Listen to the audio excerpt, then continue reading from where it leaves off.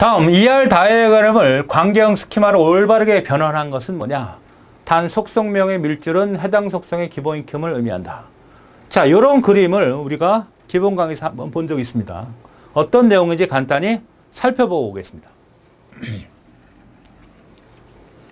네, 충분히 이해할 수 있죠. 요 ER 다이어그램을 그려서 우리가 테이블들을 만들어내는 거죠.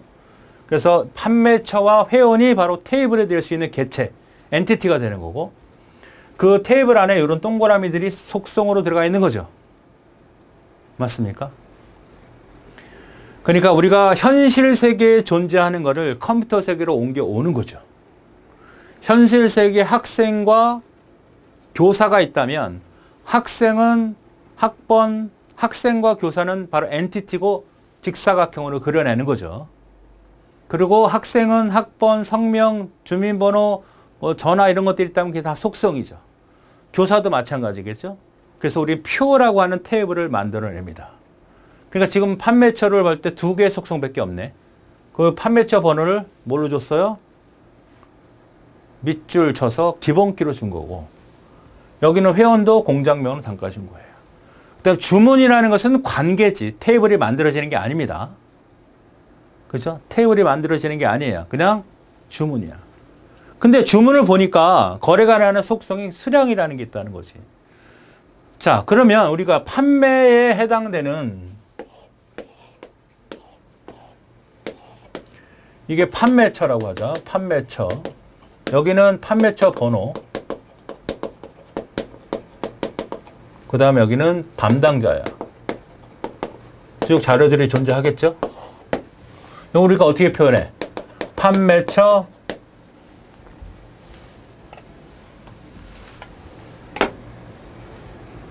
요거를 표현하면 여기다 판매처는 판매처 번호, 그 다음에 담당자, 밑줄 이렇게 했잖아.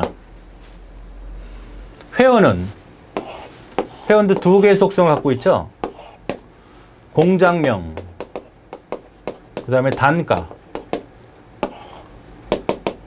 실제로 데이터들이 있을 거고, 얘도 그림을 어떻게 그려? 회원. 그래서 공장명, 단가. 쓸 수 있죠? 밑줄. 이렇게 된 거잖아. 그러니까 이게 두 개의 엔티티가 만들어진 거야. 왜? 직사각형이니까.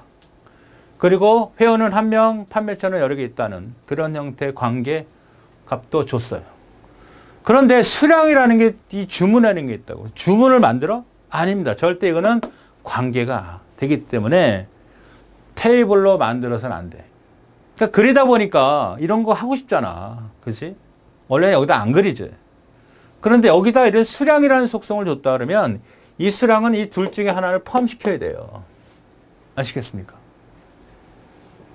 얘를 포함시키든 이쪽을 포함시키든 어디다 포함시켜야 되겠느냐. 독립적으로 테이블을 만들 수 없어요. 개체가 아니기 때문에. 그럼 여기로 수량이 들어가는 게 좋겠느냐? 여기로 수량이 좋은 게. 이건 이제 상식으로 가는 겁니다. 물론 개발자들은, 이걸 연구하는 개발자들은, 설계자들은 당연히 이건 어디로 간다는 걸 알아.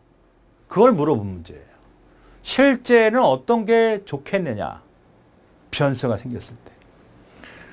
자, 공장명과 단가. 공장명이 A고 B고 C가 있다고 합시다. 단가가 뭐 100원, 200원, 300원 있다. 여기다 수량을 집어넣으면 뭐 4개, 5개, 6개 집어넣으면 공장명에 해당되는 단가는 수량이라는 것은 계속 변하는 거죠. 수량이 고정돼 버리면 이 공장의 A라는 공장의 단가가 100원인데 얘는 무조건 4개 사야 돼? 4개 판매해야 돼? 이게 아니야. 그렇지? 여기서 혹시 뭐 재고라고 한다면 모를까? 수량은 개수잖아요. 그럼 여기다 집어넣으면 어떻게 될까? 판매자 번호가 1보고 담당자가 홍길동이고 얘가 수량이 만약 3개면 어떻게 될까? 판매자 번호 1번한테는 이 홍길동하는 3개를 주문한 거가 되잖아. 그치? 그러니까 여기에 적합하지 않고 수량은 여기에 적합하다라는 겁니다. 여기에 조금 노하우를 갖고 있는 문제죠. 여기다가 그리지 않는데 그랬을 경우에 여기에 포함될 거냐 여기 그걸 고민해야 된다. 여기도 여러 개 존재할 수 있잖아. 편법적인 방법이긴 하지만 그랬을 때는 노하우를 청인이 여기서 판매처에서 주문이 들어오니까 회원이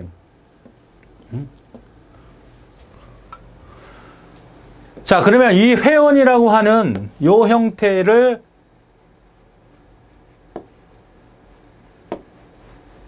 보죠. 공장이군요. 공장. 이게 죄송합니다. 공장. 여기가 공장. 그림을 잘못 그렸어. 공장. 그러니까 공장이라고 하는 이 부분에서는 이 공장이라고 하는 형태에서 공장명 단가만 갖고 있다가 수량이 들어오면 어디 공장에서 수량이 들어오면 갖다 쓰는 참조되는 형태로 쓰는 것이 좋다. 이렇게 판단이 되는 겁니다.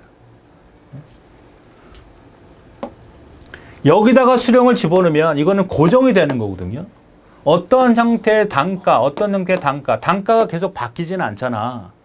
특별한 경우 아니면 매번 바뀌는 건 수량이란 말이야. 그러니까 수량은 여기다 집어넣는 게 아니야. 고정시키는 부분이 아니라고. 수량.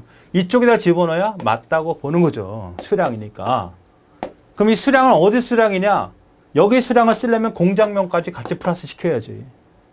그럼 공장명을 플러스되고 수량시키면 이 단가라는 값을 이용할 수가 있는 거잖아.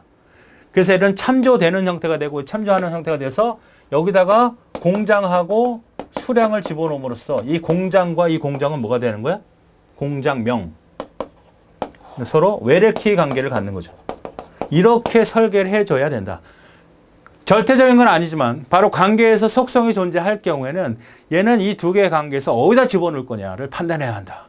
판단할 때 논리적으로 노하우를 갖고 판단할 텐데 그 노하우를 갖고 판단해야 되는 그런 상황일 때 당연한 거지만 우리한테 물어본 겁니다.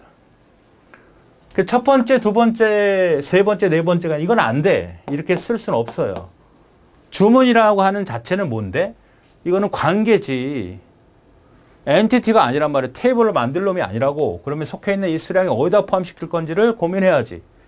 그럼 첫 번째, 두 번째지. 뭘로? 첫 번째, 두 번째로 집어넣으면 이 공장명의 단가와 수량은 잘 사용할 수 없는 릴레이션 테이블이 된다고요. 쓸모가 별로 없어. 그러나 이렇게 잘라내서 공장명과 완전한 종속을 시켜버리니까 이렇게 되면 종속의 관계가 이상하잖아요. 판매처 번호, 공장 수량 이게 관계가 안 되지만 이렇게 완전 종속해서 얘네들을 갖다가 그때 쓰는 형태로 공장명 여기 공장을 외래키로 써버리면 우리가 원하는 형태로 실세계안을 표현할 수 있기 때문에 바로 판매처 번호에다가 이 공장과 수량을 추가하는 것이다. 공장을 빼면 안 돼. 왜? 수량이 어떤 형태의 수량인지 공장명 A 건지 B 건지 C 건지 이걸 알아야 단가를 계산할 수 있을 거 아니에요. 그러니까 공장명도 당연히 플러스 시켜야 된다는 이 개념. 자, 그래서 답이 몇 번? 두 번째 해당되는 내용이다.